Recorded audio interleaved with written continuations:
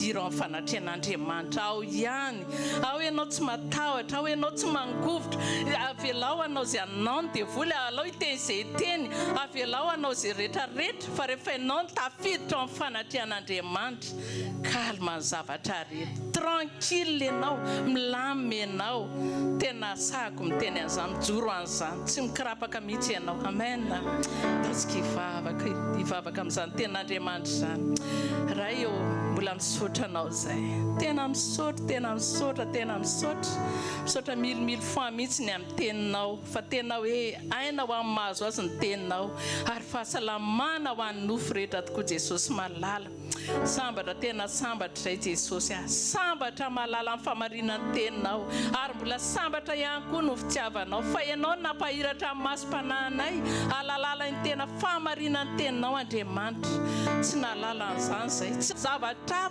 aza mitady arak'ilay vavaka teo voalohany hoe tsy hitady zavatra fa hitadiavanay fiadanana tsy zavatra fa ry Jesosy tsy hoe mandeha be ny asa dia wow tena milama fiainana tsy hoe azo daholo ny rehetrarehetra tsy hoe nahazo andrisy dia tsy reny fa raha reny Jesosy dia mbola ho voafitaka ihany zay fa miditra ao anatin'ny fanatrehanao Jesosy zany no angatana eo ka mba ho tafiditra ao anatin'ny fanatrehanao daholo ny tsiraray avy raha tonga eto zay Jesosy malala tsy hoe toerana tadavinay tsy fahazarana tsy hoe sabotsy indray dia andeha indray aloha andeha ananina fa mba ho hitany tena mamitaka ny tenana ihany zay raha zany mbola hoe misy eritreritra kely ohatran'izany fotsiny anatin'ny sainay hoe misy zavatra anankiray eritreretinay andananay akaty hoe ohatrana sosotra ny any na tsy tonga tany andeha ho any aloha mba ohatrany hoe tamin'ny any nefa mivavaka ko amin'ny anina indray Jesosy fanirinay dia tena hoe ahita ny fanatrehanao Andriamanitra ahita ny fanatrehanao mandritra ny androm-piainanay Jesosy hoentinay ambavaka eto anatrehanao Jesosy ny fotoana rehetrarehetra zay atao hoe Jesosy mivavaka ho an'ny tsiraray avy hatramin'ny kely ka hatramin'ny lehibe mba tena ho tafiditra ao anatin'ny fanatrehanao daholo tsisy erikerika visy havanana tsisy eritreritra ninina Jesosy tsy hitady valim-bavaka ny andanana eto tsy hitady vola ny andanana eto tsy hitady ina ny andanana eto fa ahita ny fanatrehan'Andriamanitra fa rehefa eo ny fanatrehanao miova ny zavatra rehetra rehefa eo ny fanatrehanao miala ny toetra ratsy rehetra rehefa eo ny fanatrehanao Andriamanitra be dia be ny zavatra miova ny fiainanay ny mpiteny ratsy lasa tsy miteny ratsy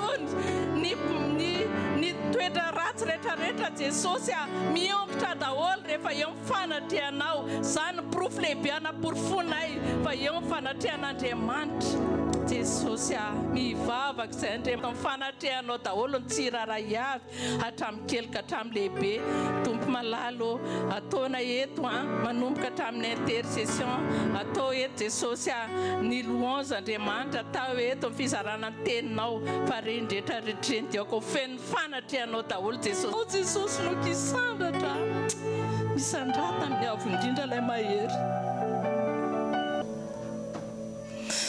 sandrata Jesosy zay kosa vonina hidina mandrakariva Seigneur ora sabaka la santa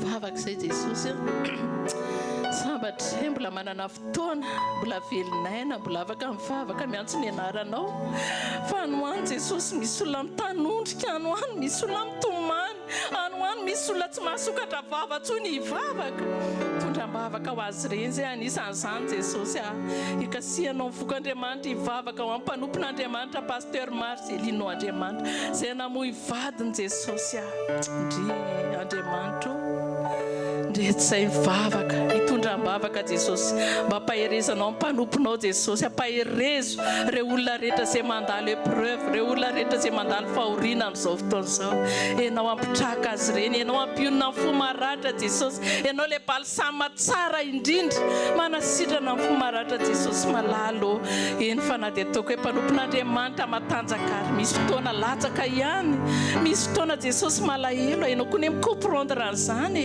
misy teninao mihitsy anatin'ny Baiboly Jesosy Jesosy nitomany.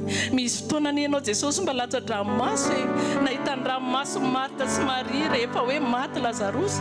Dia ohatr'izany koa Jesosy amin'izao fotoana izao. Fantatra efa latsaka amin'ny mpanomponao. Malahelo izy. Tompo tsy manameloka anazy ny amin'izany ianao. Fa malahelo koa ianao Andriamanitra eto izay mivavaka.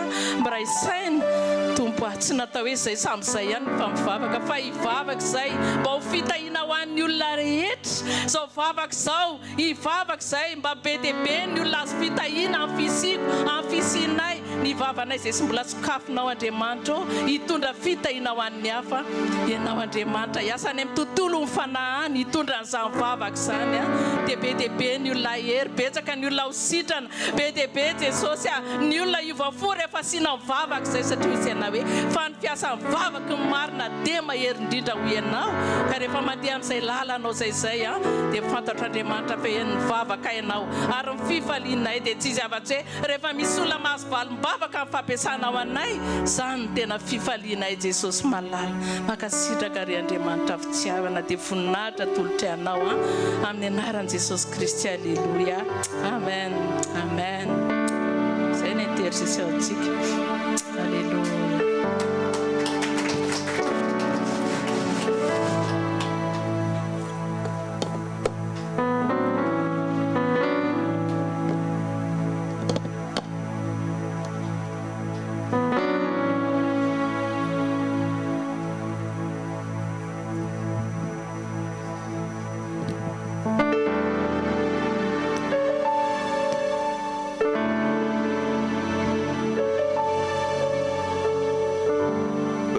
Bonjour à tous, j'espère que vous allez bien et aujourd'hui je vais faire un petit partage par rapport à ce qui a été appris lors de l'étude biblique aujourd'hui et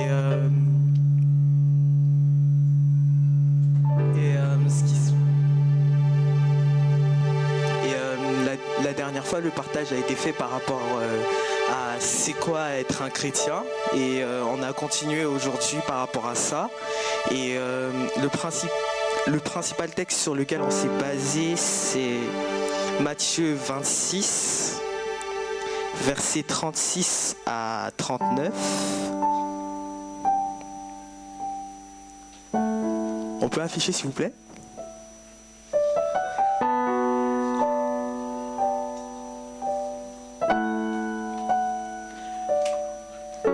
Lire dans le nom de Jésus. Alors Jésus arriva avec ses disciples à un endroit appelé Gethsémane et il leur dit: asseyez-vous ici pendant que je vais là-bas pour prier.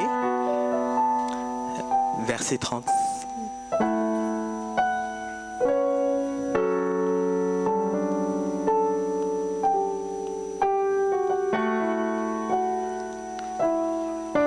Il prit avec lui Pierre et les deux fils de Zébédée, et il commença à éprouver de la tristesse et des angoisses.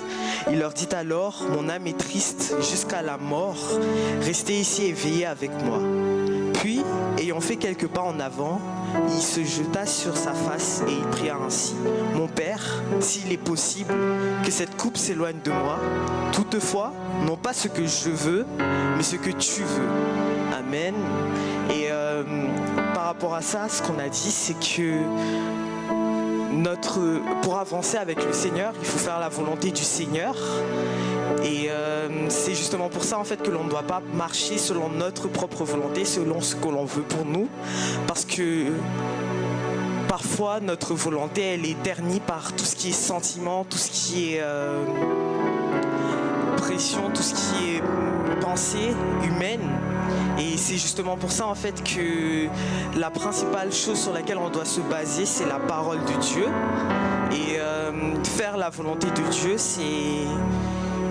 Lorsque tu fais la volonté de Dieu, en fait, tu sens que tu avances avec lui.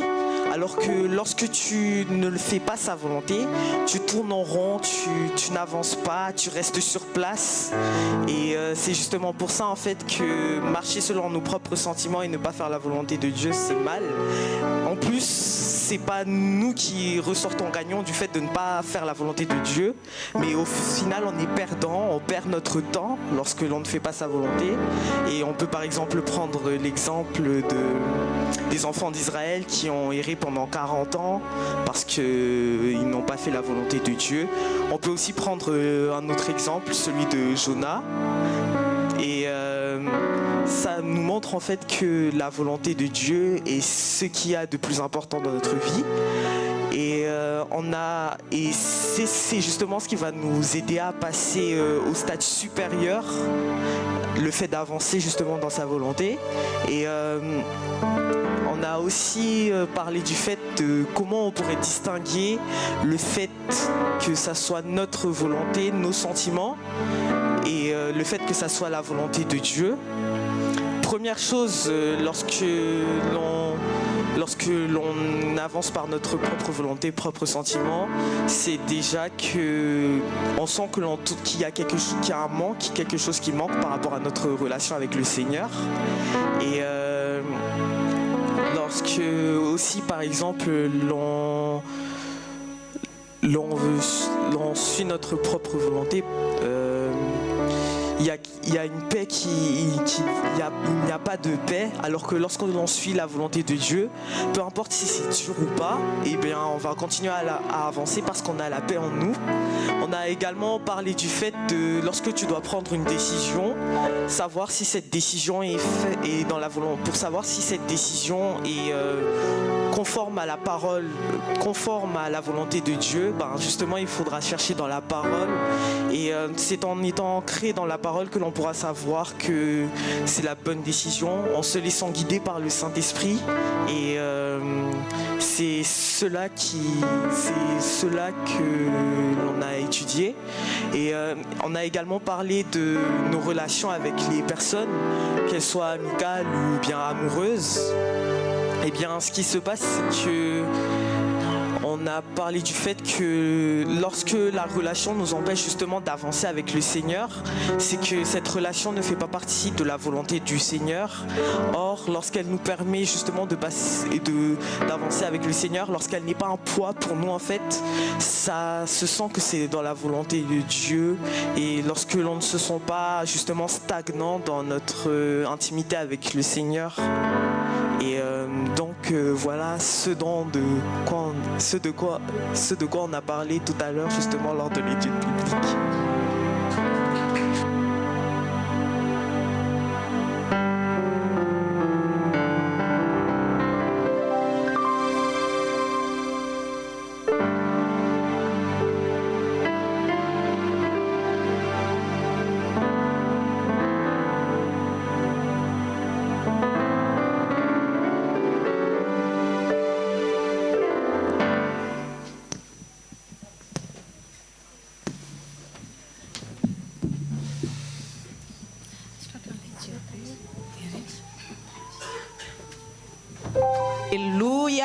Alléluia, alléluia. Hiaritsanga antsika tamin'ny fanatrian'Andriamanitra.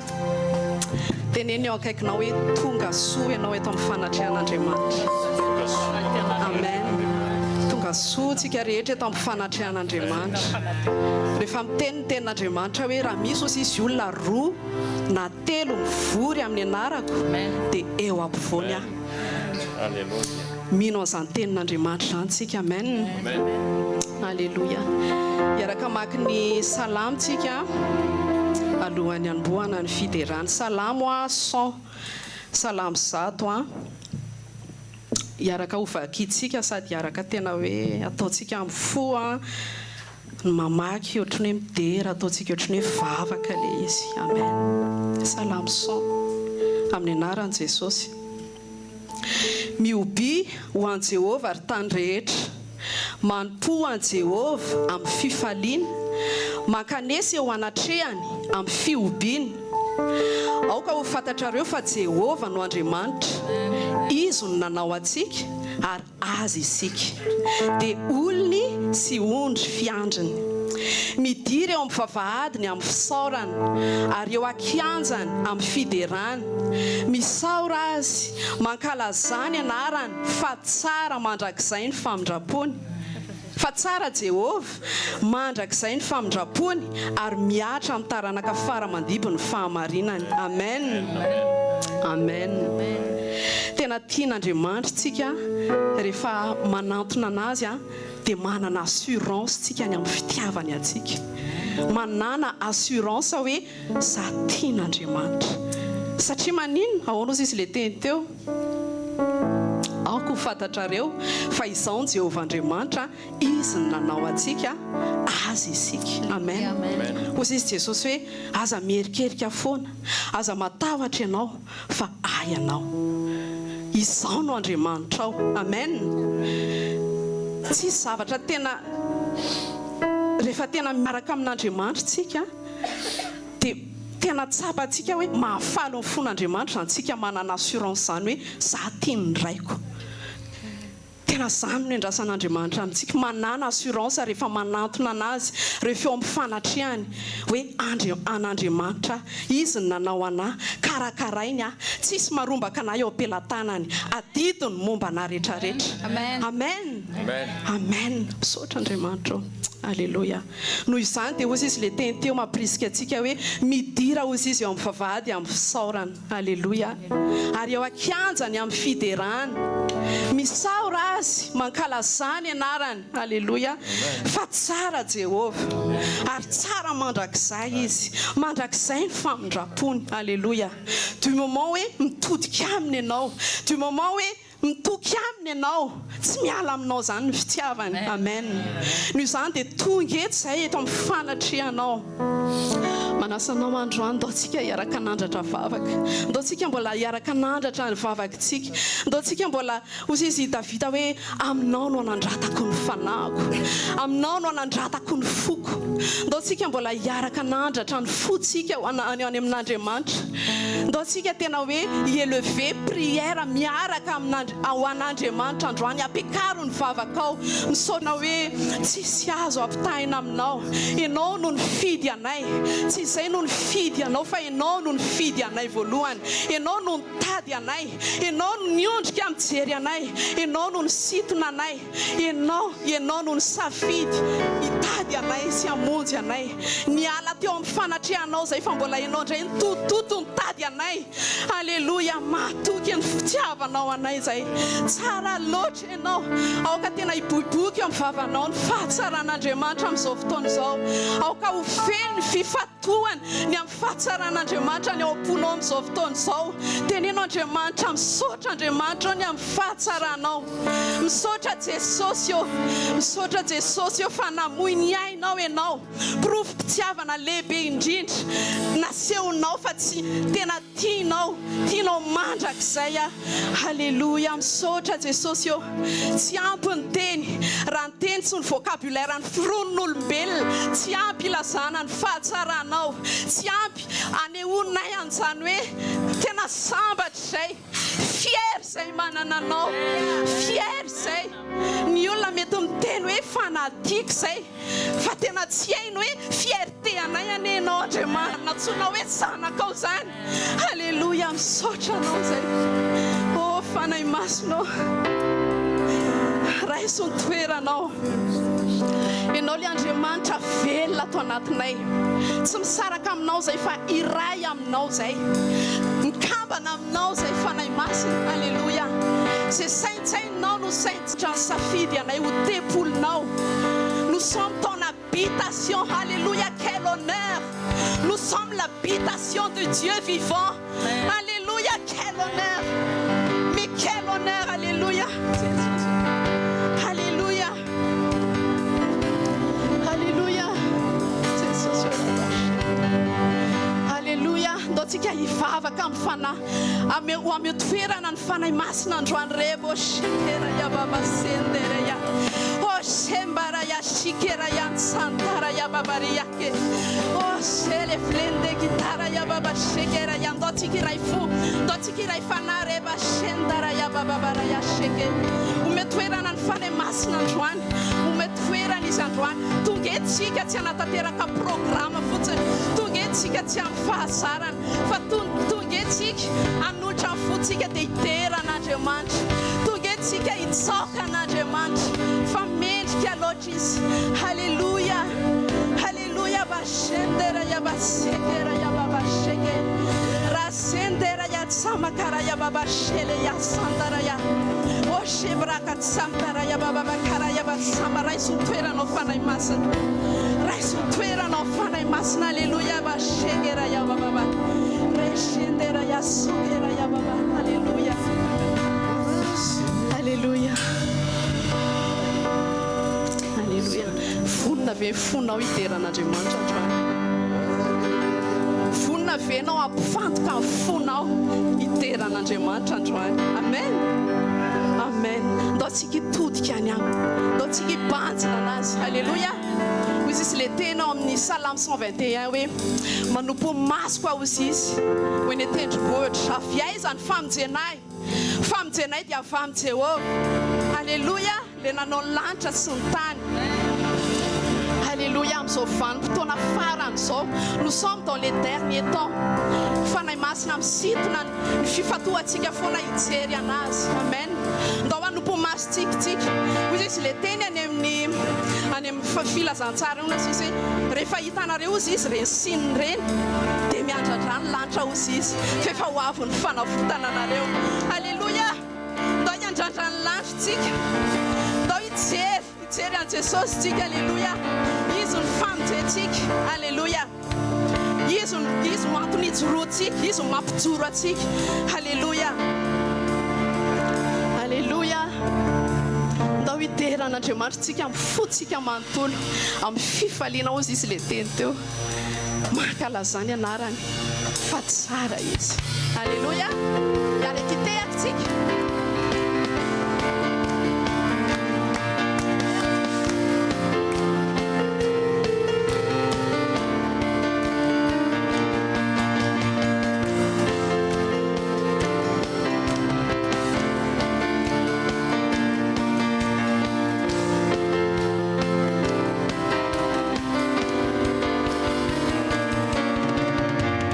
Manupini masukwa ate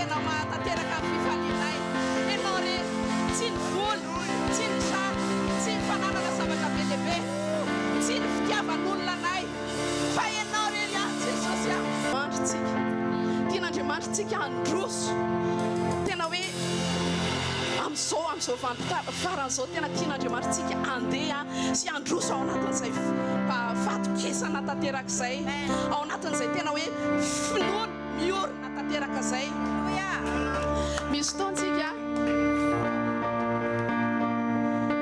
sura fa misy fotoantsika miexpérimenté zavatra miaraka amin'Andriamanitra indraindray ohatra zavatra mahagaga misy expérience surnaturelle tonga eo amin'ny fiainantsika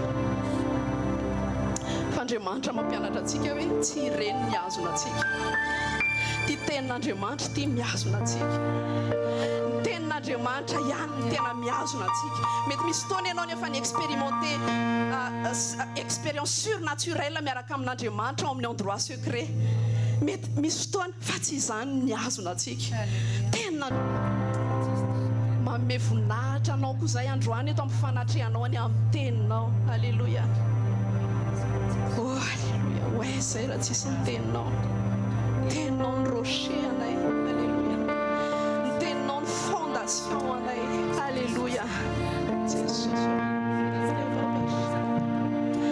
alleluia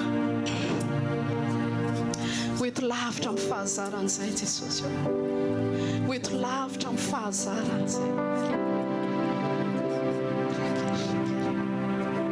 tena tianao zay tena tianao zay andeha ambony rano ohatran'ny nandehananao izy Jesosy tianao zay hiaina ny tena hoe an'izany hoe fiainana mazanak'Andriamanitra zany mihitsy tahaka ny miainanao Jesosy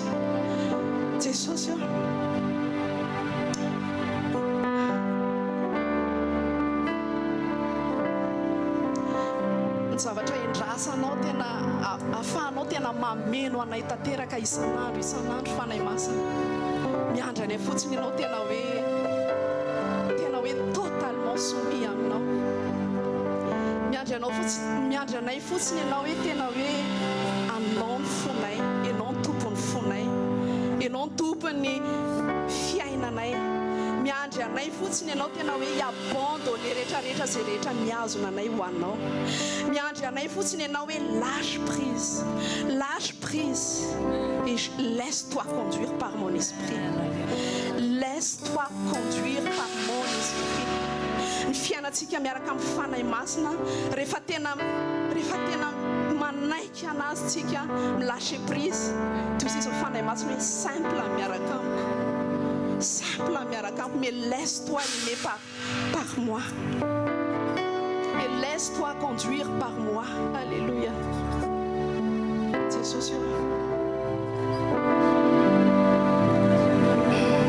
Jésus ndreto zay androany avaozinay ny fanoloran-tenanay avaozinay ny consécration anay aminao ozy izy ny tena hoe atolory isan'andro ny tenanareo ho fanatitra velona masina sy akasitrahana ianao nefa nanamasina nyity fanatitra ity ianao nefa nanamarina anay dia indreto izay manolotra ny tenanay ho fanatim-piderana ho anao androany eo amin'ny altara indreto izay manolotra ny tenanay ho fanatitra mpisaorana fanatitra adoration ho anao eto amin'ny altaranao androany Jesosy eo ozy izy koa ianao mampianatra anay hoe tsy misy afo midina raha tsy misy sacrifice un feu qui descend a besoin d'un sacrifice dia ny afon'Andriamanitra rehefa midina eo amintsika dia zay rehetra tsy mifanaraka aminazy midorana fa tsika kosa dia monsieur noyer ao anatin'ny fitiavana fa ny afon'Andriamanitra ozy izy ny ten'Andriamanitra hoe Dieu est un feu dévorant ny afon'Andriamanitra mi-consumer zay rehetra tsy mifanaraka amin'ny volonté any rehetra ao anatintsika androantsika androany anatitra momba ny tenantsika fotsiny eo amin'ny altara dia hidina ny afon'Andriamanitra i-consumer zay zavatra rehetra tsy avy aminy hidina ny afon'Andriamanitra androany andevona zay zavatra rehetra tsy nambolen'ny tanany zay zavatra rehetra mampisaraka antsika aminy zay zavatra rehetra mbola azontsika ozy izy le hirandritsarasoly indray be hoe amarino ozy izao mbola misy mamantopatotra anahy amarino no izy so mbola misy mamatopatotra anao fefa ho avy Jesosy amarino eo amin'ny altary zany androany alleloia ndretsy zay Jesosy ndretsy zay Jesosy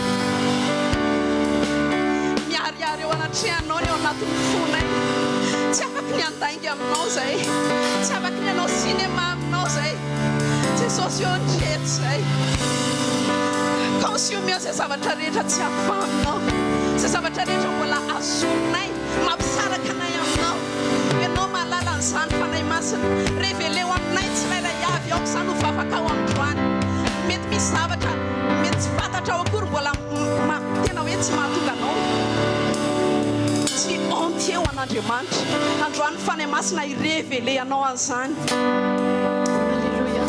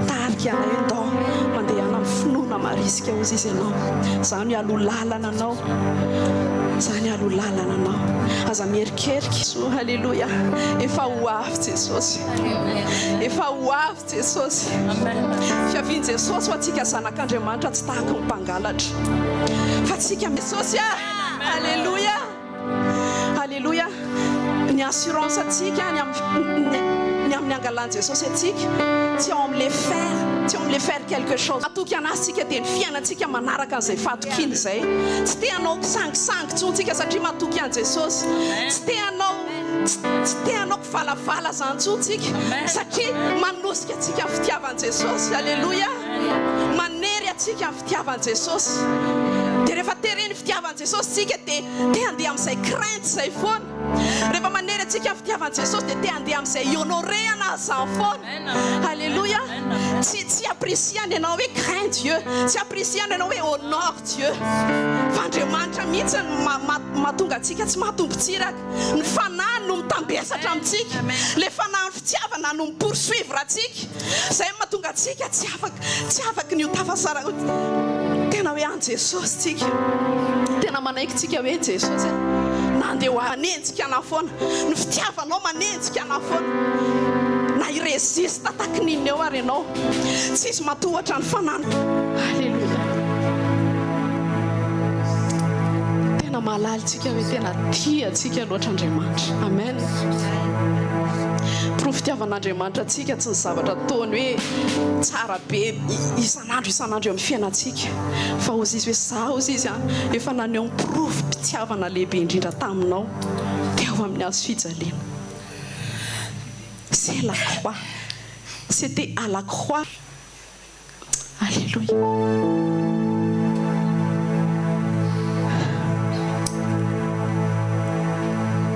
zany fitiavana boboka vaoponao zany androany ivoaka hira ivoaka fideranao an'Andriamanitra androany ka zany fitiavana zany dia avy eo ivoaka zany mino tsika ozy izy ny ten'Andriamanitra hoe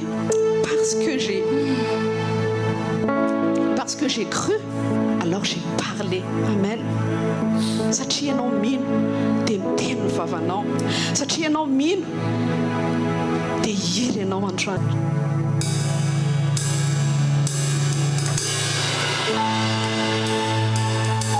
tsika ankafy ny fanatra ndao tsika ankafy an Jesosy fotsiny tsika ankafy ny fitiavantsika ankafy ny fahatsarantsika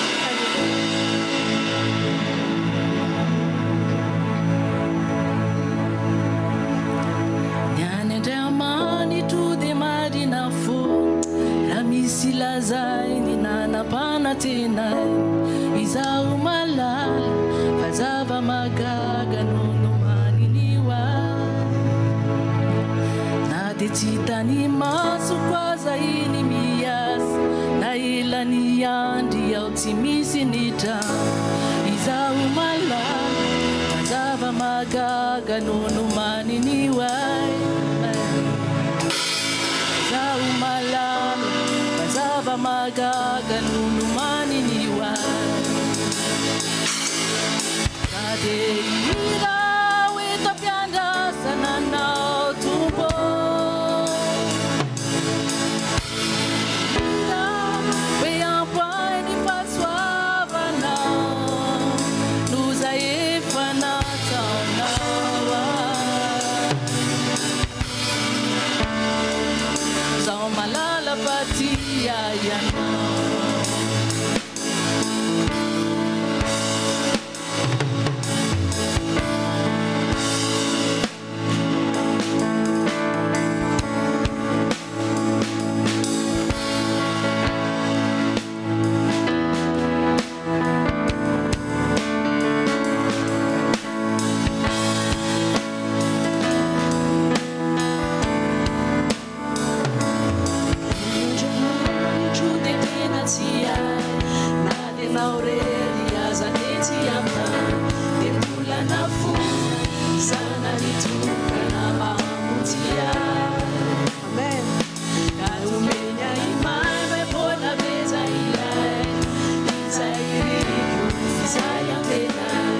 So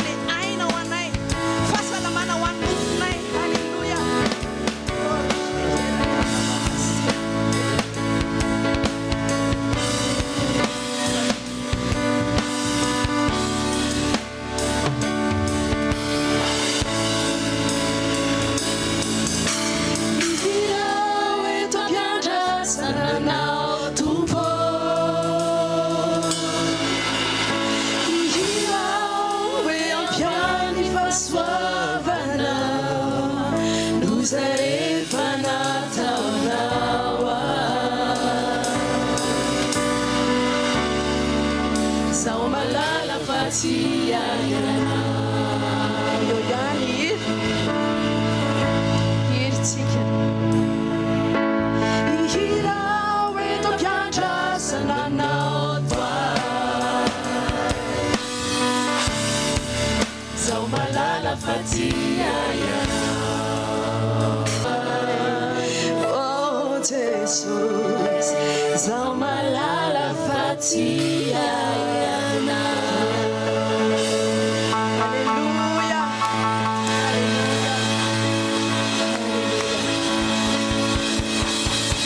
Tany ankalazana izany fahatsaran'Andriamanitra izany. Alleluia. Davida nanana izany vavaka izany hoe ozy izy hoe ny amin'ny fahatsaranao sy ny famindraponao dia rehefa tonga indray ozy izy mialina dia mankalaza anao anao ny fidélité anao. Fidélité anao manaraka anay. Fidélité anao bouclier ho anay. Alleluia. Misy fotoana izay ohatra miseho mitandrina be izany eo amin'ny fiainanay. Mitandrina. Kanefa ny tena avy eo izay tonga saina hoe peu importe notre prudence, tsisy mahasolo amin'ny bienveillance anao eo amin'ny fiainana. Tu es tellement bienveillant envers nous. Ta bonté et ta grâce nous poursuit. Alléluia. Tsy vavaka angatanay aminao kory azy. Fa zavatra efa assurance nanana. T'aime Seigneur, ta bonté ne faillit jamais. Tous les jours, tu me tiens sur tes mains. De que ton réveil jusqu'à mon coucher, je chanterai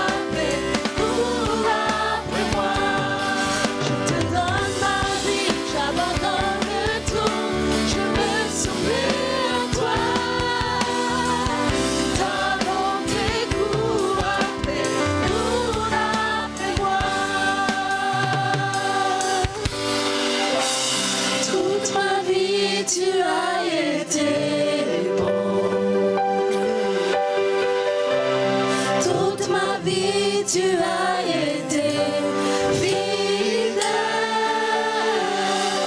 Avec le souffle qui est en moi, je chanterai la bonté de Dieu. Toute ma vie, tu as été toute ma Alléluia. Gloire à Dieu. Amen. Amen. Iaraka indray mpanompon'Andriamanitra manaraka antsika. Na iaripehaka foana ho an'Andriamanitra. Alléluia.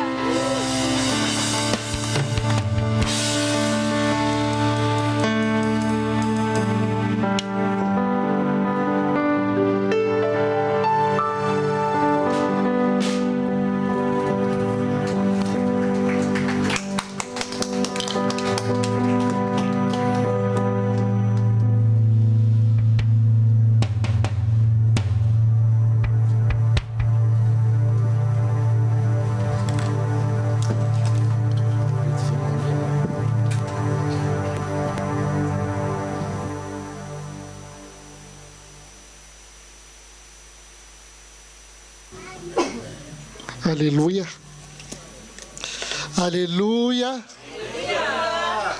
Saotra ny Jesosy tsika ny amin'ny zavatra vita rehetra teo. Saotra ny amin'ny teny fampitana. Saotra ny amin'ny fitariana tao anatin'ny intercession. Tao anatin'ny adoration sy louange teo. Fa raha tena hoe nifatika tsara tsika dia tena renao mihitsy hoe misy taonan'Andriamanitra, misy fanahy masina mikasika amin'ny fotsika. Tsy olona no mitarika fa ny fanahy masina mampiditra atsika. Fitaovana fotsiny daholo ny teo fa ny teny izay voateny teo dia avy amin'ny fanahy masina zany. Zavatra zarana amintsika foana dia zao hoe tsika tsy mifantoka amina olona fa tsika mifantoka amin'ny Jesosy ery ihany. Satria Jesosy no mitondra ny momba antsika rehetra. Na aretiny io, na toetra io, na fisainana io dia Jesosy nitondra ny zavatra rehetra zany. Ndao tsika hitehaka ho an'i Jesosy. Tena misaotra Jesosy mikasitraka anao zay na amin'ny fitondranao anay teto sy ny fitarianao anay teto satria tsy apanay fa tsy ny herinay tokoa na nitandrakay fa ny fitarian'ny fanahinao masina. Ankehitriny zay raha tonga eto amin'ity fotoana ity indray izay andrenesanay anao dia oka ianao hanositra ny vavaka. Ninena tsy teny avy aminao aoka tsisy voambaraka entina kely azy. Aoka izay sitraponao irery ihany izay tena tianao ho zaraiko eto Jesosy aoka izay no voazara eto. Esoro ny fihevitry maolona anahy. Ninona mety zavatra mety efa nao maniko ny menao anahy Jesosy ka raha tsy zany ny tianao mbola ho zaraiko raha amin'izao fotoana zao dia aoka tsy ho voazara zany fa izay tena avy aminao irery ihany. Satria ny teninao dia fanahy sy fiainana ary ny teninao no manova anay ary ny teninao ihany koa ny teninao hikasika ny fonay ary ny teninao ny tianao hitondra ny fomba fisainana sy ny fomba fijerinay isan'andro amin'ny anaran'i Jesosy. Amen. Amen. Mankasitraka tena misaotra an'i Jesosy tsika satria raha mbola tsika ny toy izao dia noho Jesosy. Tsy haiko anao raha resy lahatra an'izany isan'andro hoe raha izany toy izao dia noho ianao Jesosy.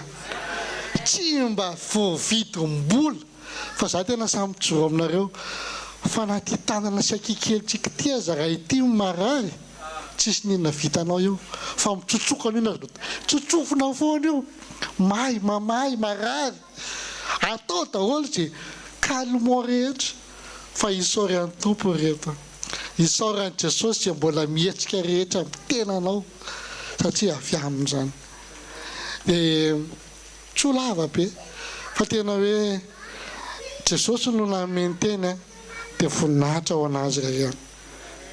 Tena tsisy avy amiko fa betsaka ny zavatra tena mba niketriketrehako hoe inona ny révélation inona fa na mbola hatramin'ny maraina raha tena teneniko anareo tsara fa mbola zavatra hafa nomeny Jesosy anahy mbola hafa.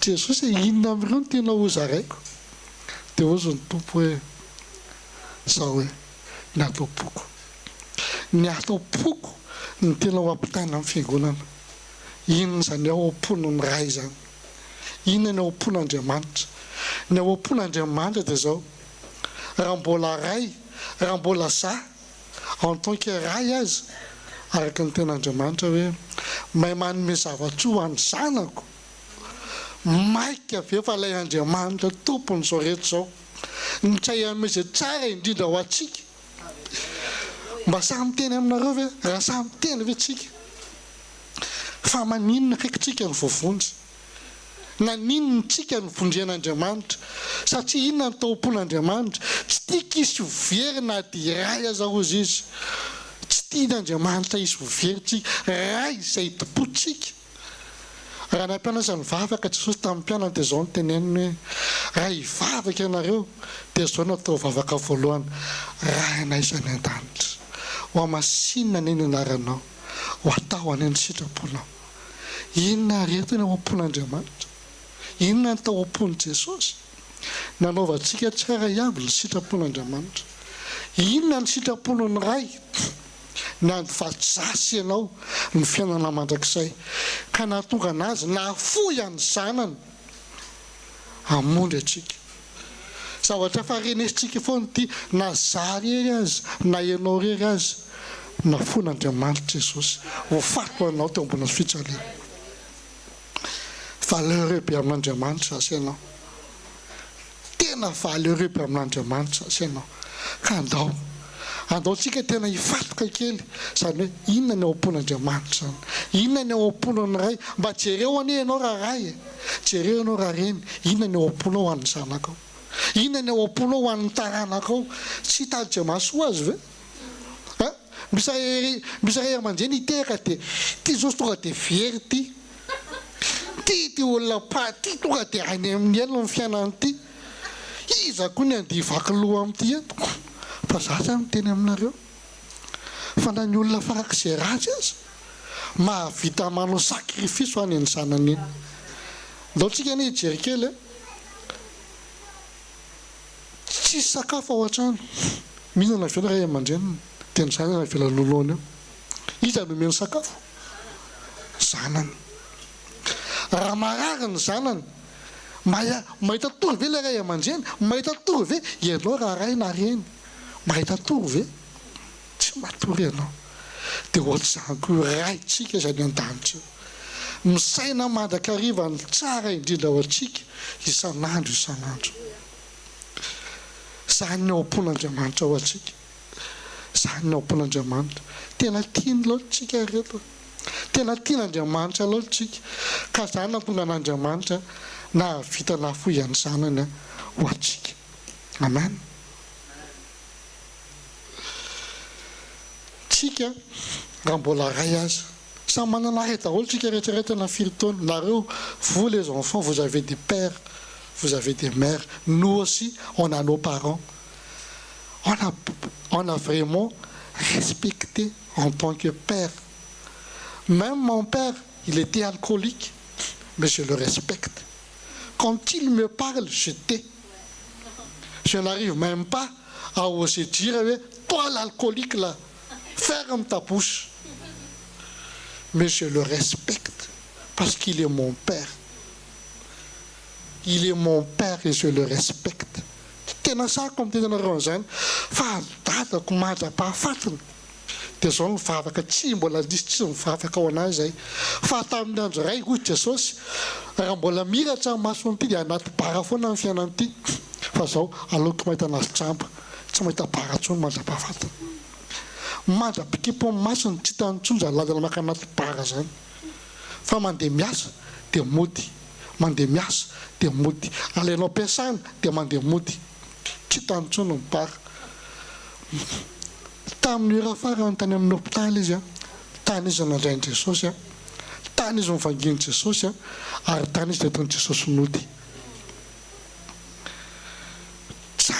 zany no am-pon'Andriamanitra tsy tia novie na dia zay dadany farany zay tena ratsy mpaniratsira tsy fa movaty fa mpaniratsira isan'andro ianao fa tao am-polo kosa rehefa tsisy ao an-trano dia zao hoe mahavita izy ny tsy mihinana fa io hoaniny anareo izy fa io ny vitako aloha androany zany ny tao am-pon'olombelona ray adala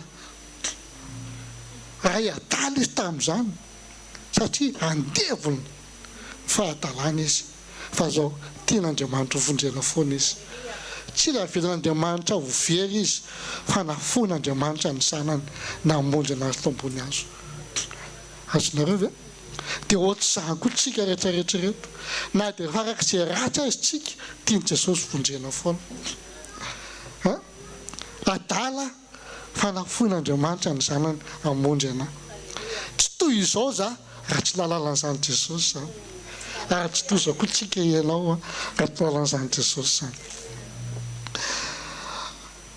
ny ao am-pon'Andriamanitra dia zao jerevy tsara ny fitiavan'Andriamanitra atsika Exodosy toko faharoa amby telopolo andininy fahaefatra amby folo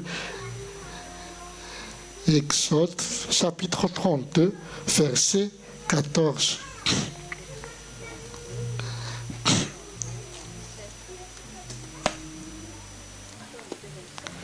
Exode 32 24 ndre misy tantara kely anao ty baiboly ty netiko androany satria nizao ny antony fa afaka tamin'ny maraina dia io Jesosy hoe aiza mibasinao fa izay fa to mipirina aloha tsy izy zany tena ansikiriko tena andedaviko le basy Jesosy tsy mahita voaka ianao androany fa ela tsy mikasielaka tena kanareo ty baiboliko voalohany tamin'ny savona hitan'i Jesosy mbola ty izy ty Exode verset 32 verset 14 jerevy tsara Andriamanitra ny ao am-pon'Andriamanitra na dia naditra izany zanak'Israely manenon'Andriamanitra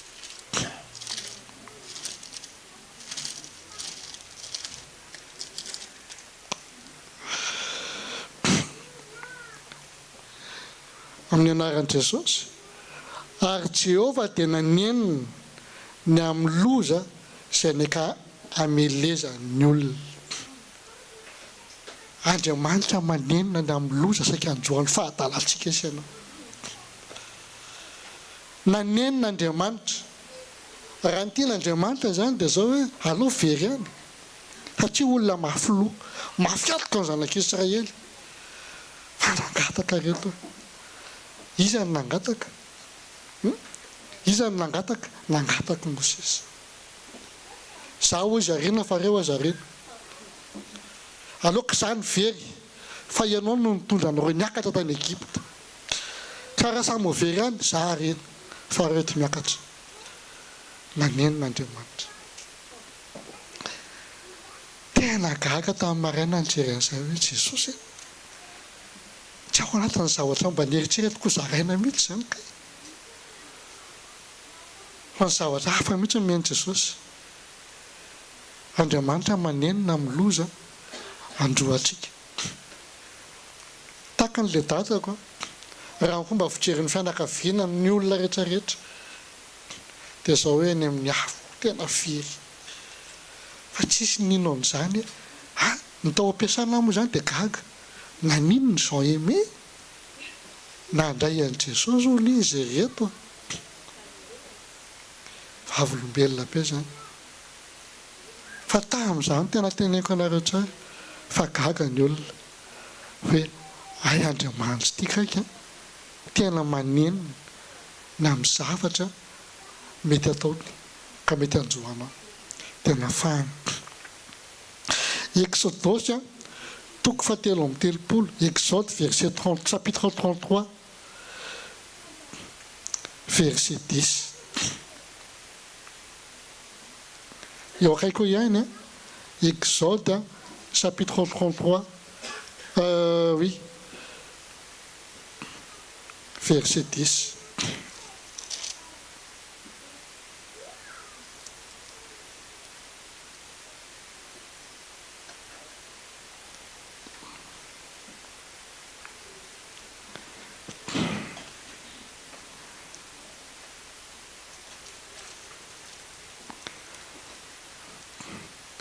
Ary hitan'ny olona rehetra ny anjiraoana nijanona teo alohan'ny varavaran'ilay dia nitsangana ny olona rehetra ka saminy akohaka teo alohan'ilay teo varavaran'ilay any avy. Ary Jehovah niteny nifanatrika tamin'ny Moïse, tamin'ny Mosesy tahaka ny olona miresaka amin'ny sakaizana. Eo alohan'io tsika raha mahita dia zao hoe Mosesy nanamboatra tranon'ilay fihaonana amin'Andriamanitra. Exodus 33 verset 7. Ary fanao amin'ny Mosesy maka an'ilay ka manorina azy io ivelan'ny toby lavidavitra ary ny anarany dia nataony hoe tranon'ilay fihaonana. Ary izay rehetra nitady an' Jehovah dia nivoaka ho eny amin'ny tranon'ilay fihaonana izay teo ivelan'ny toby. Tahaka izany Andriamanitra, tahaka izany Mosesy. Amin'izao fotoana izao Andriamanitra mitady atsika, tady dia tavon'ny Satana ho adonony tranon'ilay fihaonana io. Be dia be ny olona amin'izao fotoana izao tsy mandany fotoana firy intsony eo amin'Andriamanitra fa zara fa manome temps vite fait tahaka ny micro-ondes calculena 5 minutes dia mafana. Raha atao mangotraka dia misy koa lafaoro vite fait 15 minutes dia masaka. Izany ny vavaky ny olona amin'izao fotoana izao. Androany Andriamanitra tia merina antsika tena mamorena avereno ny fihaonana amin'Andriamanitra ao anaty tranon'ilay. Tsy mora zany manangana tanty zay vao miditra mivavaka. Raha manangana tanty mandany fotoana vao tafatsangana ny tanty zay no vao andeha hivavaka. Dikan'izay raha eo amin'Andriamanitra mila miorina tsara, manangana tsara, mila vonona tsara andeha eo amin'Andriamanitra. Ny ao am-pon'Andriamanitra reto dia zao haitsika par cœur tsara ny Matthieu 6:6. Iza ny tsy mandala Matthieu 6:6 raha mbola miteny fa namaky baiboly izy mahay an'izany. Manomano endroit secret. Ny endroit secret ka efa tsy tamin'ny Matthieu 6:6 efa taty amin'ny Mosesy nefa voaorina izany. Efa taty amin'ny andron'ny Mosesy izany nefa naorina natao hoe tranon'ilay fihaonana.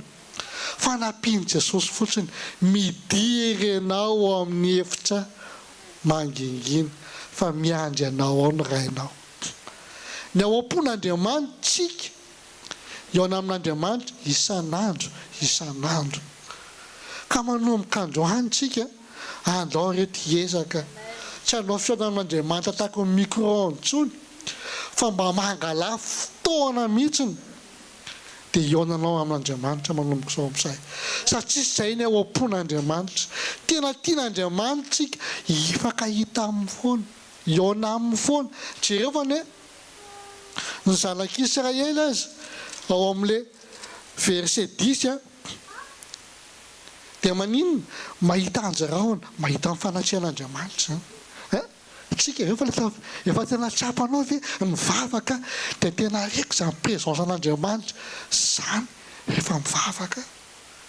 Tena henonao ve zanak'Israely zany raha jerentsika dia ohatrany hoe mijery dessin animé midina le rahona. Midina Andriamanitra. Andriamanitra resaka tamin'ny Mosesy maninona mifanatrika. Ianao miresaka amin'Andriamanitra ohatrany eo. Hitanao Andriamanitra ve? Tsy hitanao izy. Fa Andriamanitra maheno anao. Andriamanitra maheno anao. Izay mahatonga an'i Jesosy confirmer an'ilay izy hoe midiry ianao amin'ny efitranonao fa miandry ianao ny rainao.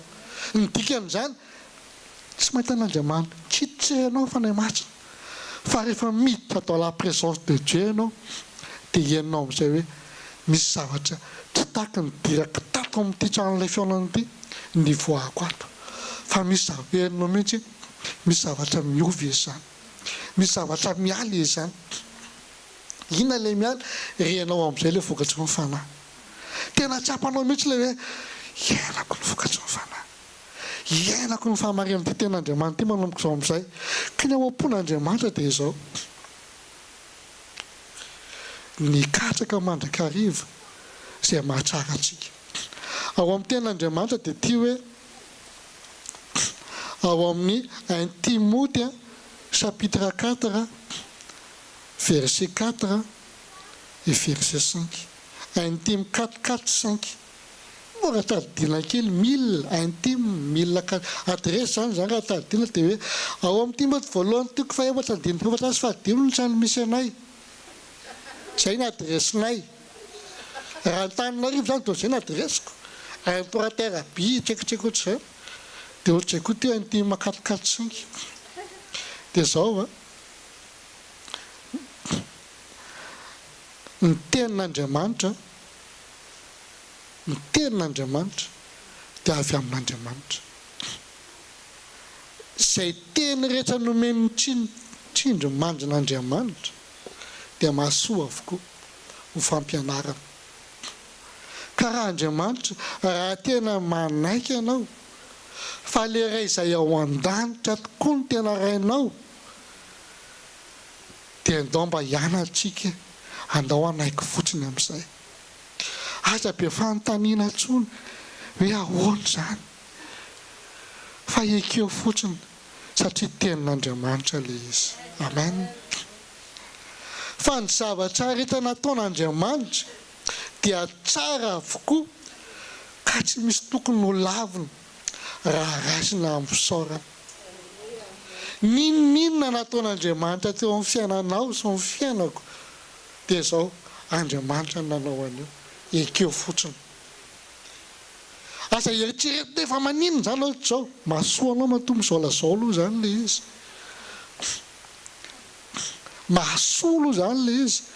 Fa ianao raha miketrika amin'io dia tsy mandeha io.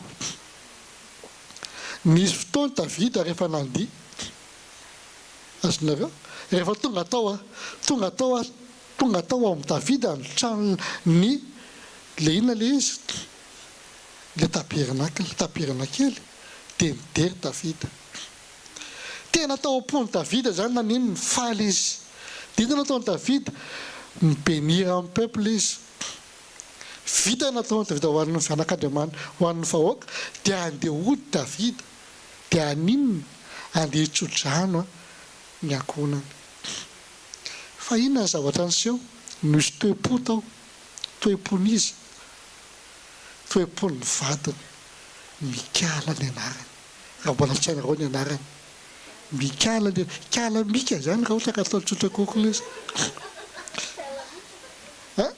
Ny toe-pon'ny Mikala Mika dia ty voaniditra ny trano ny vadiny dia nitratrangotra vany ary efa toetra vehivavy mihitsy zany le izy.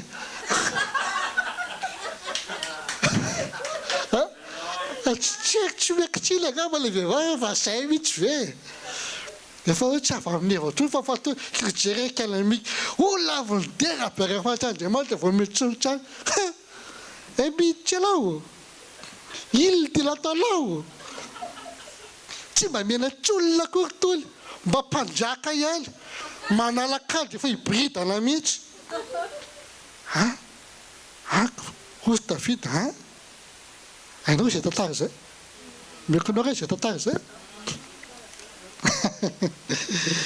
Dia izao ny zavatra nisy avy eo ny zavatra nisy dia hozy izy Davida tsotra kely Davida namala anazy Mika calme-toi calme-toi zaho ozy izy dadanao tsy izy ny nampanjakana mbola niandrondry aho ozy izy dia efa nalainao mpanjaka fa tsy dadanao no nanositra anao mpanjaka ka zaho ozy izy tsy maintsy manome voninahitra an'ilay raiko izay ny an-danitra satria izy ny natoy izao anahy fa tsy dadanao akory ka miala tsiny aminao za nanginika alamika ary ny zava-doza dia ity avy eo zao ty toe-po ty makiteny ty maki tsaratsara ty dia efa toe-ponika alamika io ka manomboka androany ndao mba hialana ny toepofeny fitsaratsarana tsy ahitanao fahy mampicoinsa zavatra be dehibe io satria naninona avy eo coinsa nge foikalamika e tsy afaka niteraka to manjom-pahafatana satria momba avy atrany ny tranodrazana nefa tsy hitapon'Andriamanitra zay fa ny tao am-ponina indray tsy zay fa vokatry ny toe-poniny toy Andriamanitra hoe mitsaratsara aminao a tsy taranaka tsara volainao koa misy taranaka bolo zava-doza koa ka mba taranaka teraka ty ka mety aminao kalamika eo mialatsiny aminao za fa momby ianao azonareo nao am-pon'Andriamanitra dia zao tsy tia novery a fa inany nataony nalao fotsiny tsisy ohatra ny dadako tsy tia no any amin'ny elo dia nalao no masony nataony tsy mahita baratsony azonareo zay le teny Jesosy raha masinao ozy izy mitondra any amin'ny fahotana inona teneny Jesosy ianao manongotra anazy fa tsy Jesosy ongotinao zany vitanao ve zany hoe loakako masoko dia tsy ho vitanao zany raha tampanao kogofo tampiberisilo fa kogofo re dia vadila le hoe Jackie Chan le elo le po tsy film reny sao dia mananao areny fa zava-doza nao am-pon'Andriamanitra ny ahatonga antsika andova ny fiainana mandrakizay tany-an-danitra tavita na vita nanetitena hatramin'ny farany raha mbola tsy mampanjaka anao izy tsisy dika fa raha mbola misy zavatra lavitra zany rangatahany amo dia mbola ataoko zany jereo tsarany hoe Jesosy a rehefa feno fifandraisana tamin'Andriamanitra Jesosy tanana tran'ilay fiainana foana tamin'ny rainy tsy tapaka mihitsy zavatra ny sepase avy eo a rehefa nangataka rehefa tonga vany niraky Marta sy Maria Jesosy a manary le tianao tso Jesosy tsy maninona ka za mbola miasa mbola mandeha Jesosy tantaraitsika tsara le izy nijanony Jesosy a 4 jours tany anisy anazy rehefa niveriny Jesosy a nazakazaka be avy any le anabaviny dia niteny inona ny teneniny ndry raha mba teo le sialahy Jesosy a tsy maty ny anada tsy maty le sakaizanao tsy maty izy toy Jesosy tsy maninona ka kiza raha matiko haiza napiatsaranareo anazy ndaotsika ho any kinona moa nataonao any kiza rehefa maty toy Jesosy tsy maty izy ka fa matory inona ny teneniny tamin'ny zanak'ilay ramatoa kely tamin'ny fanena tamin'ny Jesosy fotsiny olona andeha andevina fanena amin'ny Jesosy inona ny tao am-pony Jesosy fanena ny fiainana sy ny fahafatesana inona nataony Jesosy natsangany jereo tsara ny fananantsika fifandraisana lalina isan'andro amin'Andriamanitra tsy mila ianao miproclame zavatra be dehibe fa ny fidiranao indre-pandeha dia manova zavatra maro fanananao fifandraisana amin'Andriamanitra lalina ao anaty tran'ilay fionana ao amin'ilay endroit secret izay ahitana ny ray ianao isan'andro lavalava kokoa no ny teo aloha fa tsy micro-ondes totantsika mba laforo amin'izay fa tsy micro-ondes rehefa hivavaka manomboka izao tsisy zavatra tsofoka anaty laforo zany ka hoe 10 minitra misy azany ve ny laforo nareo manafana laforo aza mbola 15 minutes tsy mainka manatsofoka sakafo ao zany eo amin'ny 1h30 foana minimum anoandro ve mbola jerena mbola tsy masaka apikilady le ray mbola odina indray le izy dia andao a fiainam-bavakatsika manomboka izao mba ataovy ohatr'izay amin'izay raha mbola tsy masaka tsara le teopo dia hodony tsara aloha zany le fidirana tele tran'ilay fionana mba ho masaka tsara le fo satria misy zaza takian'Andriamanitra ao dia ohatran'izay mihitsy Jesosy rehefa tonga teo amin'ilay nametrahany zareo Lazarosy hoy Jesosy ndry ray eo fantatro izy fa raha izaho dia miaina foana ianao fa noho ny am'ireo be dia be ireo olona be dia be mijery antsika sy ianareo tsika ne be tsy peka te mety tsy hitany masotsika izany fa maso firy mijery ny fiainatsika isan'andro isan'andro olona firy mandinika anao vao mivoaka ny trano anao hoe na fianakaviana namana manodidina mijery anao vavaka ireny ils sont chrétiens zay moa zany dia mety misy olona te anontany agnabo hoe fa manino anao raha mipeta ilay sabotsy tao mibata entana be ohatry zao foana miditsy ny trano dia mivoaka ny trano mety misy olona te anontany fa mbola tsy sa fa ho avy ny fotoana fatany manokana ilay izy hoe ay mahatonga azo mibata entana kay andohany amin'ny fanasian'Andriamanitra ry zareo fahitan'olona anao mivoaka sabotsy dia mety misy manontany foana hoe fa maninonareo makany dia iona amin'Andriamanitra hoe io fandehananao io mba raisy tontolo ara-panahy ilay izy ny trajet atsika rehetrarehetra tenty atsangana manangana tenty ianao hoe mpandehanana omano ny fonao mandra-pahatonga atao amin'ny fanasian'Andriamanitra zay ny dikan'io trajet lava be io izany hoe mandra-pahatonga anao eto anao zany sisa maninona amin'izay iona amin'Andriamanitra etotsika tsy mahazo micro daholy fa ny anjaranao eto maninona miaino an'Andriamanitra ka rehefa miaino an'Andriamanitra ianao dia aza atao ohatry ny idiranao eto ny foanao eto izany hoe rehefa andeha anao ny tontolo misy anao amin'izay hitan'ny olona rehetra satria jereo tsara rehefa nyfanatsika ozy izy tamin'ny Mosesy dia jereo tsara Andriamanitra taka miresaka amin'ny sakaizana tsika neto rehetra sakaizan'Andriamanitra daholo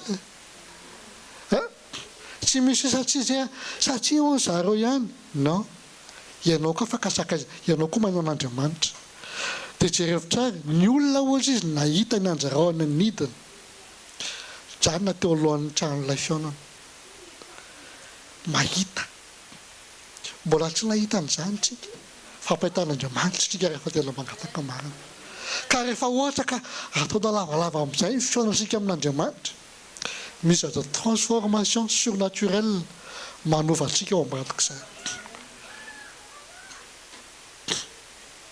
ny zavatra mampimety ety jereo tsara ny fa rehefa tena miona amin'Andriamanitra foana tsika dia na ny olona aza mifanditra amin'izay jereo tsara nataon'ny Jiosy rehefa nitsara ny Lazarosy dia nifanditra amin'izay ry zareo izy samy izany no mifanditra avy eo aiza akory nareo izay masakana an'ilay eo jereo ozy izy fa ny olona rehetra maninona manaraka azy daholo ka ianao rehefa manaraka an'i Jesosy ny olona rehetra rehefa avy eo anaraka anao daholo rehefa tena mijoro ianao mandeha amin'ny sitrapon'Andriamanitra rehefa tena mijoro ianao tsy mila miteny intsony fa manaraka fotsiny ny olona hoe hoaizy nareo zay koa andeha hoany za tena teneko anareo tsara ny farany tamin'ny fianakaviako dia efa olona very any amin'ny sekta misy an'lahy an'lahy sy ny tranolahy fa teneko anareo fa amin'izao fotoana izao voninahitra ho an'i Jesosy reny fa reo olona tanendrika ireo no manaraka ao aorianao amin'izao na dia ao Madagasikara zary zareo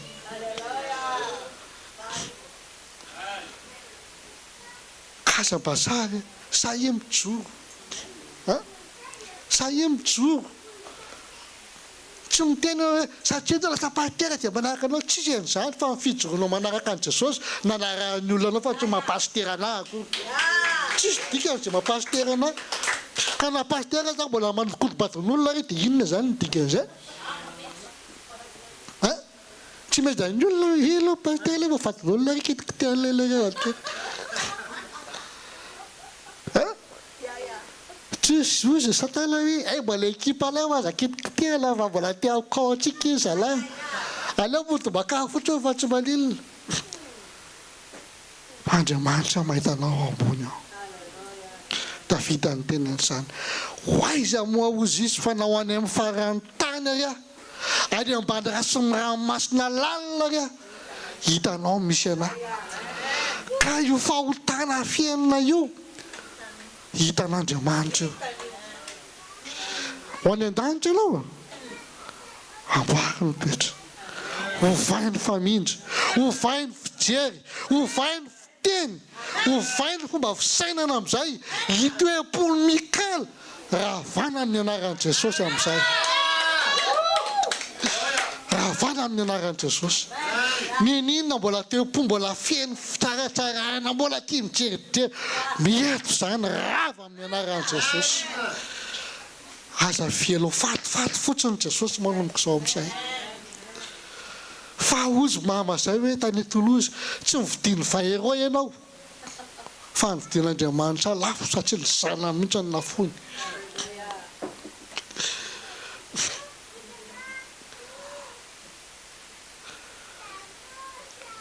Tsara Andriamanitra. Amen. Izao Andriamanitra manadio ny fotsika. Andriamanitra no manadio ny fotsika. Fa raha ianao miezaka manadio fo, izy fiatsaram-bialatsia ao. Satria namary teny ianao, za efa mivavaka, aby mamaky baiboly, dia maninona noho izy Satana? Ay mivavaka lahy, ndao arako, ndao andrama lahy ty testa ray ty. Hitako mampivavaka lahy. Eo no hita rehefa avy eo ilay vokatsy amin'ny fanahy. Hoe tena mivavaka mara lahy, sa moto mivavaka lahy. Eo no hita. Fa sao hoe Andriamanitra manadio fotsika sanao. Deutéronomie, chapitre 30, verset 6. Deutéronomie, chapitre 30, verset 6. Deutéronomie.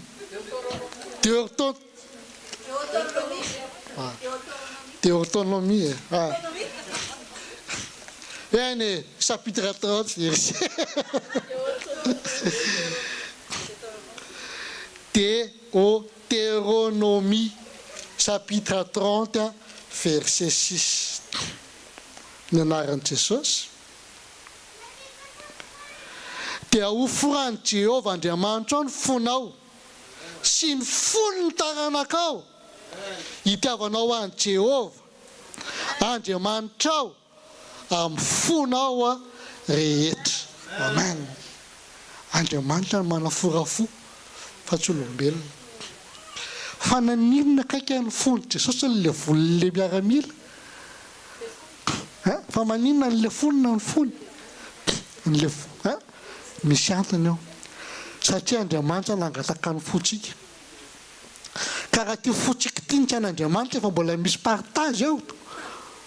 Ohatra hoe partage de connexion. Dikan'izao iny mbola mizarazara kely zany le izy. Ohatra izy zany natao pile, papa, tu peux faire les coques. Partager les coques zany le connecte zany mba i-connecte izy ta dia partager. Asaby joera mba miteny an'izany, papa coque.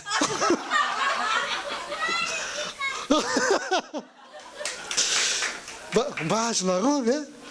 Ka le partager ty fo. Raha mbola partager le fo, dikan'izany tsy mbola 100% Jésus io. Fa manomboka an'izany, ty fo ty aza partager intsony. Vadiko tokana dia tokana mandrakizay. Jesosy tokana hotopoko mandrakizay. Ka tsy ho zarazaiko na misy inona na patron na asa na vady na zanaka, rehefa Jesosy aloha prioritaire, Jesosy mandrakizay rangaha. Atao priorité Jesosy dia mpitaony Jesosy priorité koa ny zavatra ho avy. Zay ny na bloqué amin'ny Mikaly.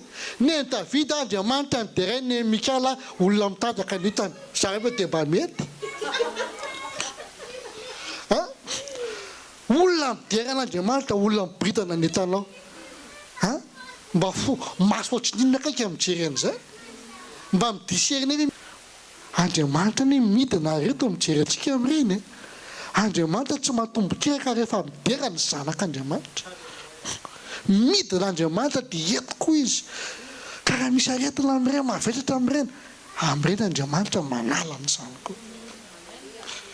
Za tena miteny anareo an'izany dia avasany hitako ny ainako izany. Tao anatina fiderana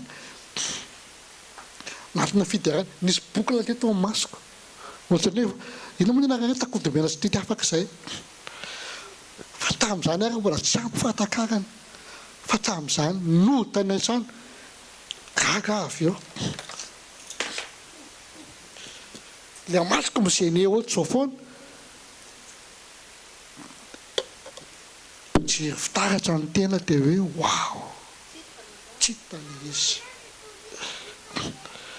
ao anaty fideran'Andriamanitra manao opération surnaturelle kaza matoa sangisangy ny fiderana rehefa matoa Andriamanitra toy dao tsika ide Davida navitan'izany fiakofako taona tsy anaraiko izy izy tsy mba tokinitsiny zany mihitsy mamiangavy atsika androany Andriamanitra manateo ny fotsika Andriamanitra manala izay rehetra tsy nambolena ny tanany rehetra ao anatintsika rehetra ao satria Andriamanitra tia hijery antsika sy ny taranakitsika mihitsy teny tian'Andriamanitra amin'izay jerevy tsara Andriamanitra tia hiteny amintsika hoe efa nanao voady taminareo anie zay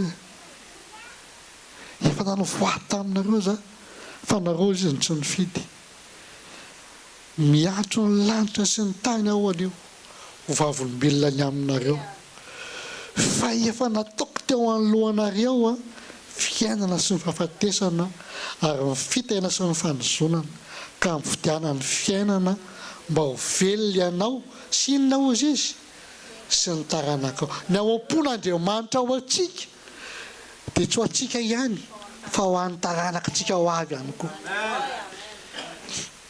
ka ty fanomponan'Andriamanitra ty a dia miasatra amin'ny taranaka faramandimby eo sy nareo hoe miasatra amin'ny taranaka faramandimby eo fa ny angatahana fotsiny mba tanteraka an'izany hatramin'ny farany a dia izao a Colossiens 4 verset 2 Colossiens chapitre 4 verset 2 amin'ny anaran'i Jesosy tia tena hoe angatan'Andriamanitra amintsika isan'andro raha mbola mihiratra eo masonao io dia ataovy ao anatinao foana ty hoe Col 4:2 ty mareta amin'ny fivavahana ka miambena ampisaorana zany miareta izay le hoe aoka zany ty fivavahantsika ty tsy atao micro-ondes fa mba atao foro amin'izay dia mba ampitomboana raha mbola tsy masaka dia mila miambina foantsika dia zao hoe misaora mandrakariva misaora amin'ny zavatra rehetra nangatan'Andriamanitra amintsika ataoka zanak'Andriamanitsika ninona zavatra miseho a dia zao ataovy anatin'ny saina sekira anankiray koa ty mora tadila kely a Philippe 4:66 Phil 4:66 le teo zany Col 2:2 dia indray Phil 4:66 4 verset 6 alors Philippiens 4 verset 6 mbasitsika hoe Philippiens 4 verset 6 tira zanakadina ao am-pon'Andriamanitsika aza mba manany apitso zany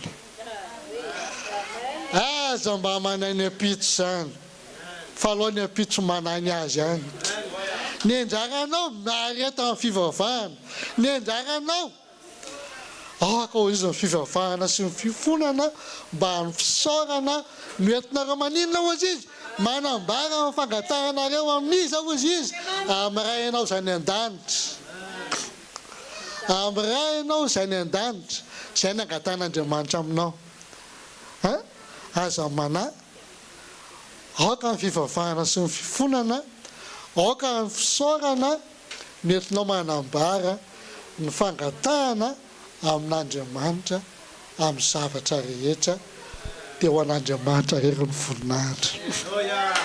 Andriamanitra afaka tsika misaotra Jesosy mankasitraka anao zany amin'ny teninao misaotra satria anao no miteny toka tompony fonay folonaka mandray zay teny avy aminao androany aoka hita vokatra ny amin'izay teny rehetra tetanao androany Jesosy dia ho voninahitra tenaranao rery ihany dia ninona tsy avy aminao mbola voatahiry eternité dia manaiky izay ny analan'izany Jesosy dia manolotra ny fonay tsy partagena tsolo zany fa tena hoe ho anao rery tokana ihany ny fonay mahafana tena hoe naona aminao foana isan'andro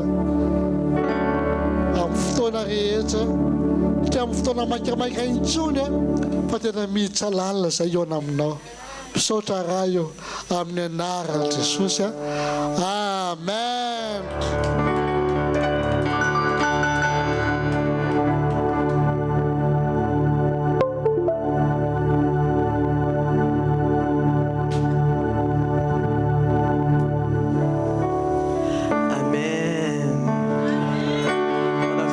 Un merveilleux message aujourd'hui. J'invite les responsables à distribuer la Sainte Seine et en attendant, on va faire ça.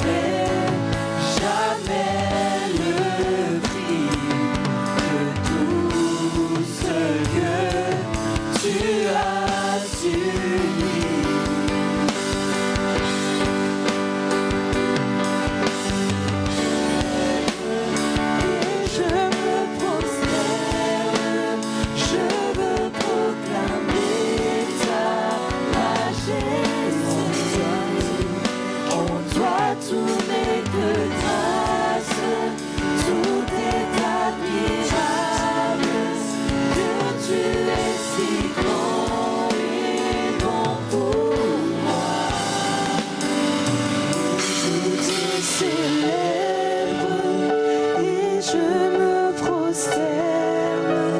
Je veux proclamer ta majesté.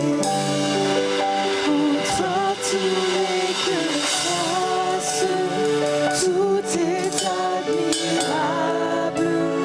Dieu, tu es si grand et grand pouvoir.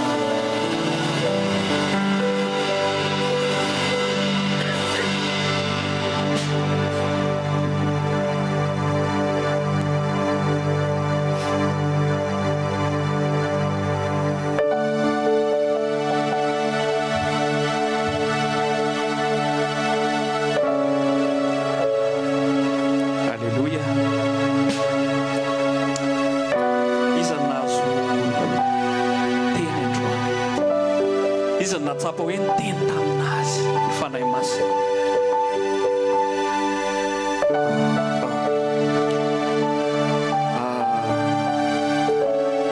Tenako manokana dia tena sorako an Jesosy fa miteny foana antsika Jesosy. Andaloantsika tena hisotra tamin'ny teny rehetrarehetra izay voaraintsika tandroany. Sotranao zay Jesosy fa tsy tsahatra ianao teny aminay. Tianao marina zay tena tahaka anao.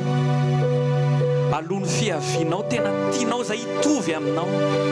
Alohan'ny fampakarana tena tianao tsisy fiketroketronana izahay. Tianao tena madio zay tovy aminao. Sotra fa miteny tamin'ny hatramin'ny mpanomponao rehetrarehetra zay mifandimidimy teto tsy nitsahatra ianao miteny.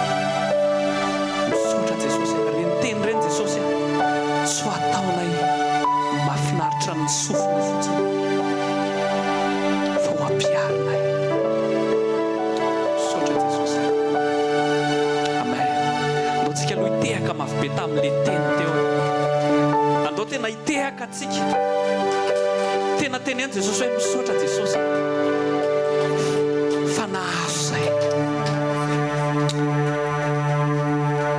Androantsika toy ny teny, toy n'le teny teo hoe Mikaala tsy nanana discernement izy fa nalaky ny tsara ny Davida. Fantatrao hoe inona ny zavatra nataon'i Jesosy teo amin'ny hazo fijaliana. Nanala ny fahotantsika izy, fantatsika rehetrarehetra zany. Tao anatin'izay fanalana ny fahotana zay dia nisy famelan-keloka tao, nisy zavatra be da be tao. Izany famelan-keloka zany nefa mitaky zavatra, satria normalement tsika rehetrarehetra zao tokony tao ambanin'ny fitsaran'Andriamanitra. Fa noho ny amin'ny Jesosy dia afaka fitsarantsika satria Jesosy ilay misolo vava ho antsika. Rehefa nahazo famelan-keloka tsika maimaimpona dia andaontsika tsy tsara niza satria zay navoamikaala ny tsara ny fitsarana. Io raha avako ranambavy ranadahy ny fitsarantsika olona io ny fahotana ambony indrindra. Rehefa ninana ny azo fahalalana ny tsara sy ny ratsy i Adama sy Eva dia lasa nahiny tsara izy, nahita faharatsiana izy. Fitsarana zany, ao anatin'ny fitsarana dia misy fahafatesana, misy fahombana. Ohatran'ny Mikaala lasa tsy miteraka intsony, lasa momba. Raha misy an'izany fitsarana zany natintsika, andao hisafiditsika androany hanala an'izany. Tena tiako hivavaka antsika, tena tiako tsika hivavaka. Mora be amintsika no tsara, mora be amintsika no mieritreritra zavatra ratsy foana. Na tsika samy tonga eto ary mavita mahita endriky olona anankiray fotsiny dia mahita fitsarana, mahita fihetsika anankiray ataon'ny hafa fotsiny tsika dia mahita fitsarana ao ambadika an'izany.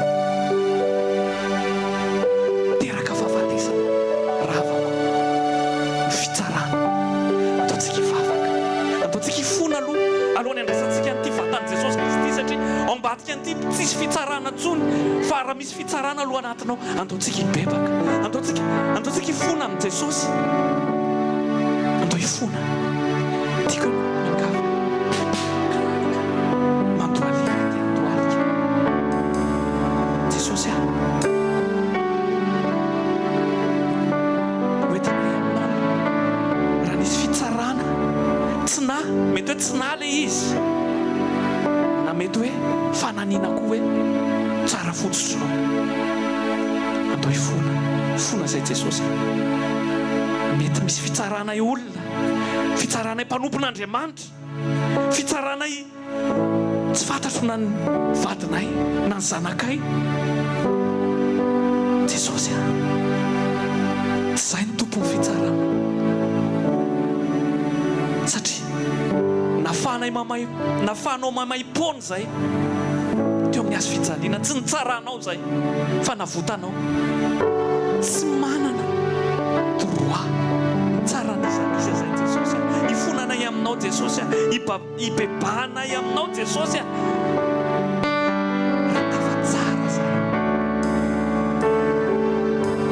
araka ny teny mpanompon'Andriamanitra teo hoe Andriamanitra manadrofontsika andotsika angataka an'Andriamanitra angataka amin'ny fanahy masina mba hiala amin'izany fo anadio fotsika Andriamanitra ame fo vaovao fo tsy feno tsisy fitsarana ntsony an'izan'izy atsapa izany famelan-keloka isan'andro atao Jesosy antsika Jesosy atao feno fahatsapany famelan-keloka ahafahanay mora mity feno fitiavana mizara fitiavana ty an'izaniza na ny fahavalo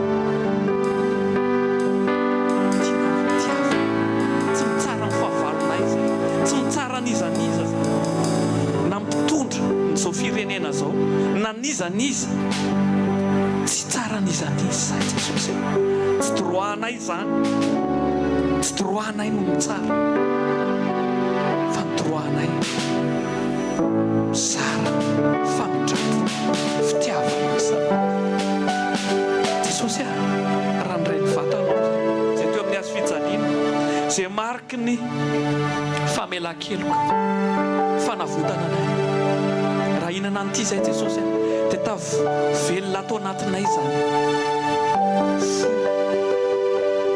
feno fitiavana tsy mitsara n'izaniza zany raiso ny vatan'i Jesosy dia sady teneny hoe Jesosy manomboka izao isafidy tsy tsara n'izaniza tsony satria tsy nitsaranao mihinana an'ity dia tsy voatsaranao Jesosy donc tsy tsara n'izaniza tsony Jesosy raiso sarao dia hoany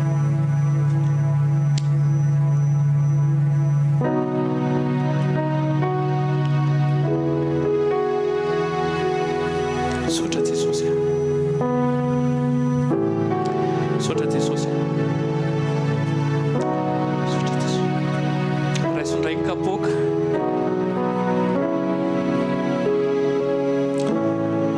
ty raha ty dia raha nampiavana antsika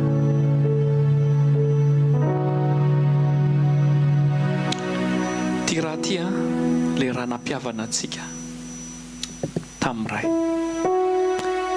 nisy teny teo hoe tsy vain-ero ny fidianana anao fa rasa lopity tsy haiko reto hoe tsapanao ve zany hoe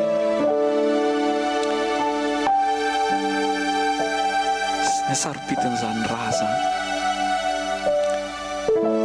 tena tao latsaka any ampotsika lalina ny saropitin'izany raha latsaka ataon'i Jesosy fanavotana atsika tsirairay fanadiovana atsika tsirairay aza atao routine le izy fa andao resitsika amina révélation le izy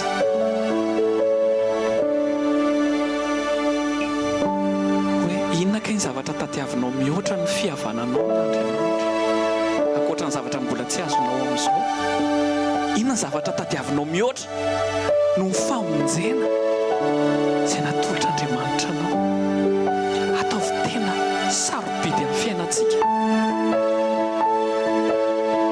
zany raha latsaka zany fanafotana antsika mihoatra ny zavatra rehetrarehetra mihoatra ny zavatra rehetrarehetra mihoatra ny zavatra rehetrarehetra ty raha ty raisony raha Jesosy dia ataoko hoe teneno hoe mihoatra ny zavatra rehetrarehetra ty raha no ty Jesosy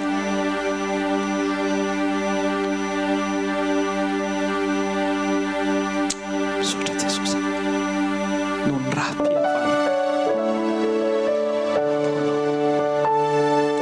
misaotra Jesosy oka ny voninahitra ao no hita amin'ny fiainana tsirairay avy izay mpiara-manompo reny Jesosy ampitomboana amin'ny fitiavana misaotra Jesosy antsika tehaka mafy be afaka mizara ny fanavitra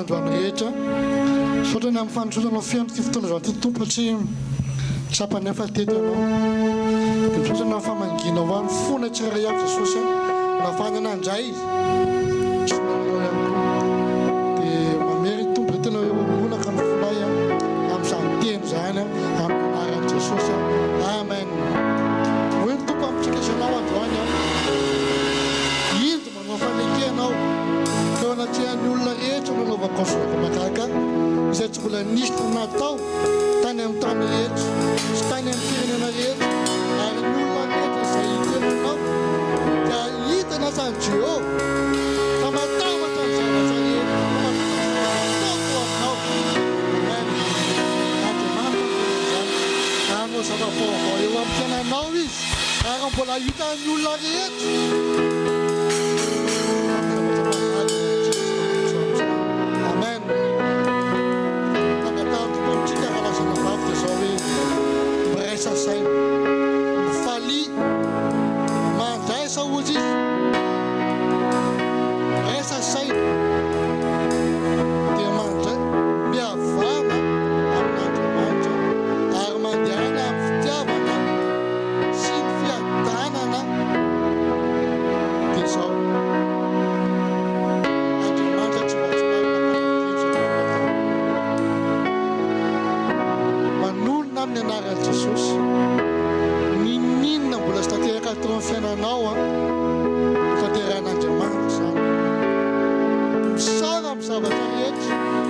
mbola tsy tanteraka raha le dia sao fotsiny fa Andriamanitra manana ny fitoeranao fa Andriamanitra tsy madisina ny teny fa rehefa ny teny izy dia tsy maintsy tanteraka izany raha mbola tsy miveriny Jesosy dia manana fanantenana ao amarin'Andriamanitra ny teny fa ny zavatra mahagaga eo amin'ny fiainanao izy anaran'i Jesosy mandeana amin'ny sisa izao dia ataova ny sitrapon'Andriamanitra rasa amin'Andriamanitra ary atao velomaina rehefa Jesosy aminao amin'ny anaran'i Jesosy.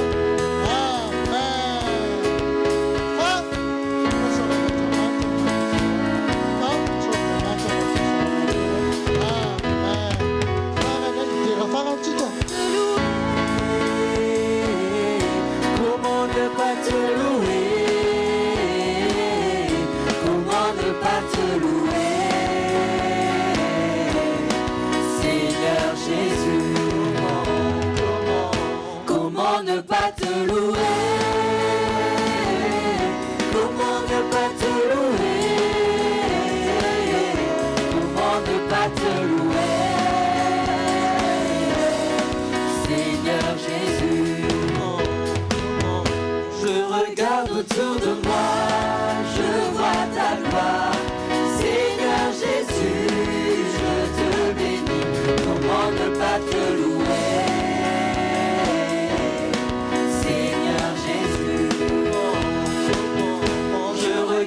Autour de moi, je vois ta gloire. Seigneur Jésus, je te bénis. Comment ne pas te louer? Seigneur Jésus, comment ne pas te louer? Comment ne pas te louer? Comment ne pas te louer?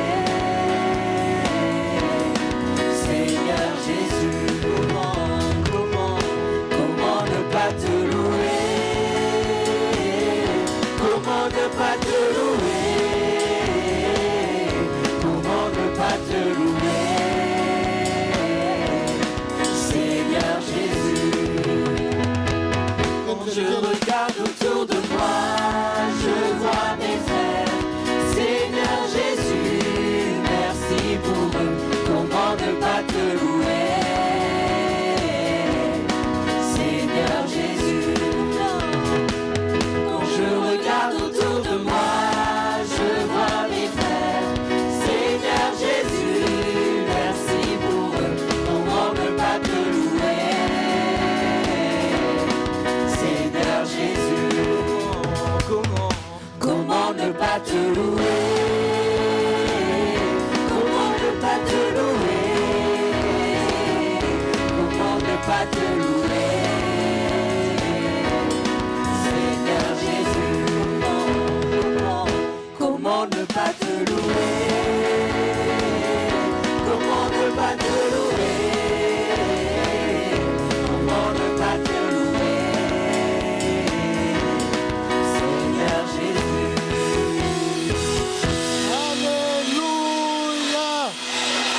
Amen. Merci Jésus. Fahasoavan'Andriamanitra matozoa, fahasoavan'Andriamanitra natozoanao. Amen. Sois béni daholo. Azafady, itaty Odile moa zany asaka ho avy dia tsy tonga dia ny zavatra